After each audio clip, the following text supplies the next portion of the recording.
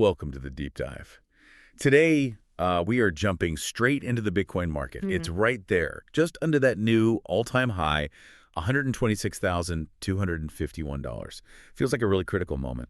Yeah, I mean, looking at the sources, it's not just, normal fluctuation. It's more like a high-stakes tug of war. You've got Wow. these, powerful institutional forces creating a solid base. Mm-hmm. But then you also have this rising leverage, this speculation, building up a pretty fragile ceiling above it. Exactly. And understanding that tension, that balance, is absolutely key for navigating what comes next. Yeah. You've got huge institutional momentum, but it's running right into, well, systemic risk. So what's the one thing to watch? If you track just one number this week, make it the defense of the $124,000 level.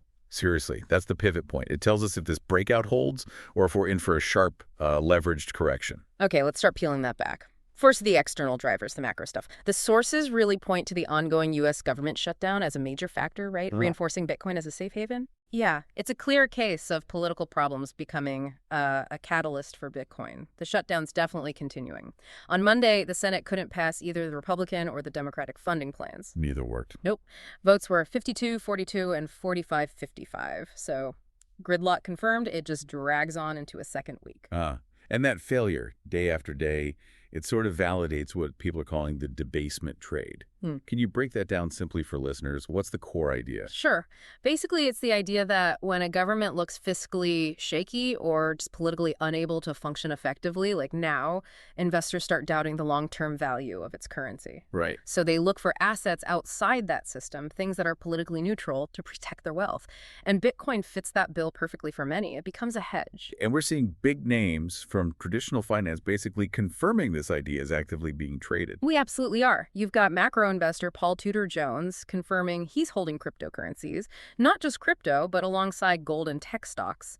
He sees it as a hedge against exactly this kind of fiscal mess. And he mentions something about a final phase. Yeah, he's positioning for what he calls a final phase in the U.S. bull market. Having someone like him validate this view, well, it adds a lot of weight to the macro argument supporting Bitcoin right now. Okay, that sets the stage nicely. So, section 2. Let's talk about the actual money, the institutional flows. Yeah. Because narratives are one thing, but the capital moving in. Yeah. It's pretty staggering. What happened in the last 24 hours? The demand is just accelerating, even up here at these record prices. On Monday, we saw a net inflow of $1.21 billion into the U.S. spot Bitcoin ETFs. Wow, $1.21 billion. Yeah, it's the second biggest single-day inflow they've ever had. It just shows this powerful, almost relentless institutional drive to get exposure to Bitcoin. $1 billion coming in after breaking the all-time high. That's significant. Who's behind that? Is it broad-based or concentrated? Oh, it's definitely concentrated with the big players. BlackRock's IBIT was the giant, pulling in $967 million just by itself. Almost $1 billion on its own? Almost. And Fidelity's FBTC was next with $112 million. So this isn't really retail FOMO driving these specific flows. It's large institutions actively buying, absorbing supply, even above $125,000. So that's the SaaS money, the ETF flows. But the sources also point to something more structural, like long-term corporate belief building a floor. Let's talk about Hyperscale Data, Inc. Right. Hyperscale is a really interesting case study in what we call structural adoption. Their Bitcoin treasury, it's grown 312%, now sits at $41 million. Okay. But the really key part is their stated goal. They've actually said they plan to accumulate Bitcoin until it equals 100% of their market cap. 100%. 100%. They're doing it through steady dollar cost averaging and also their own mining operations. That's not just hedging. It's a deep, long-term strategic bet on Bitcoin. 100% of market cap. That signals serious conviction. What does that kind of commitment do for the market structure overall? Well, it creates this persistent structural demand. Buyers like Hyperscale, they're likely less sensitive to the day-to-day price swings or news cycles. They just keep buying. It provides a sort of baseline bid. And it's not just treasury strategies, right? There's investment in the underlying infrastructure too. Exactly. We saw a French firm, CBI, that's crypto blockchain industries. They just bought 170 new mining servers. High-efficiency ones, the S21 Plus and S21 XP models, and they're projecting over 30% annual returns on that investment. So the miners, the people building the network security, they're betting heavily on long-term profitability even at these higher prices. That signals confidence in the whole ecosystem. Okay, so we've built a strong bull case here. Mm-hmm. Macro wins, huge ETF inflows, deep corporate conviction. It almost sounds, inevitable, but there's always another side. Where's the fragility? Is the market getting overheated? That's the crucial counterpoint. And yes, there are warning signs. The first one is a shift in who is buying now. The rally was really ignited by institutional capital, right? Right. But now, if you look at the on-chain data, you see a noticeable pickup in Bitcoin flowing onto exchanges, specifically Binance is mentioned, from smaller wallets addresses holding less than 1 BTC. The classic signal. Retail investors, maybe feeling they missed out, are starting to pile in. Precisely. This kind of aggressive retail buying after a new all-time high has historically been a bit of a contrarian indicator. It sometimes suggests that the smart money, the institutions that got in earlier, might be thinking about taking profits and selling to this late-arriving crowd. Okay, so potential distribution to retail. Hmm. What else adds risk? The derivatives market sounds like a big one. You mentioned leverage.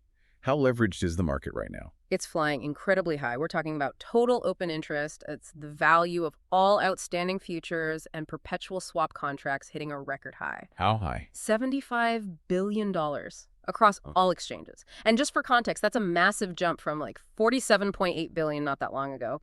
That much speculative capital makes the market structure extremely fragile, almost regardless of the spot demand. $75 billion. And where are these leverage bets pointing? Are they expecting more upside? Overwhelmingly bullish. Yeah. Options data shows traders are heavily targeting the $140,000 strike price for contracts expiring at the end of the year. So huge leverage bets that this rally has much further to go. Okay, but the risk there, if they're wrong, what does $75 billion in open interest actually do to volatility? How does that play out? It sets up the perfect storm for what's called a long squeeze. If the price drops below a key support level, like that $124,000 we keep mentioning, all those leveraged long positions suddenly go underwater. They get margin calls, forced liquidations. They have to sell, which dumps more Bitcoin onto the market, pushing the price down faster, which then triggers more liquidations from people leveraged slightly lower. It's cascade. Exactly. And the higher the initial leverage, $75 billion worth, the faster and more violent that whole deleveraging cascade can be. It can lead to a very sharp correction very quickly. Which brings us right back to the technicals. With that much leverage ready to blow, that price level becomes critical. Why exactly is $124,000 the line in the sand right now? It really is the moment of truth for this breakout. That zone, roughly $124,000 to $124,500, that was the previous all-time high. Now the market needs to prove it can hold that same level as support. So a successful defense confirms the old ceiling is the new floor. Precisely. Buyers stepping in right there validates the breakout. It signals strength. And if it fails, if sellers push through $124,000. If it breaks down through there, the market essentially prints what traders call a failed breakout, or sometimes a look above and fail. It's a pretty potent bearish signal. It suggests the market tried to go higher, got rejected, and that rejection could easily trigger that liquidation cascade we talked about. Okay, let's slip to the optimistic side. If $124,000 does hold firm, where could the price head next based on technical models, like Fibonacci extensions? Well, looking at the sources, the immediate targets seem to be around $128,000 and then $134,000. If the momentum really carries, the 1.618 Fibonacci extension level, which often marks a kind of exhaustion point for strong moves, points up toward $148,000. $148,000. Yeah. Just shy of that big psychological 150K mark. Exactly. And it's worth noting, the sentiment. The fear and greed index is at 70, which is labeled greed. So definitely optimistic, but not yet in that extreme greed zone above 90 that often flags market tops. Still some room, potentially. Okay, before we wrap up with the outlook, there was one really fascinating, almost sci-fi element in the source material. This long-term systemic risk highlighted by the Federal Reserve involving quantum computers. Yeah, this is definitely a step back from the daily price swings, but it's a profound issue for anyone thinking really long-term about Bitcoin. A recent Fed research paper discussed the risk of something called a harvest now, decrypt later attack, HNDL. Harvest now, decrypt later. Sounds ominous. How does that work? The core idea is that the entire Bitcoin blockchain history is public, right? And it's immutable. It can't be changed.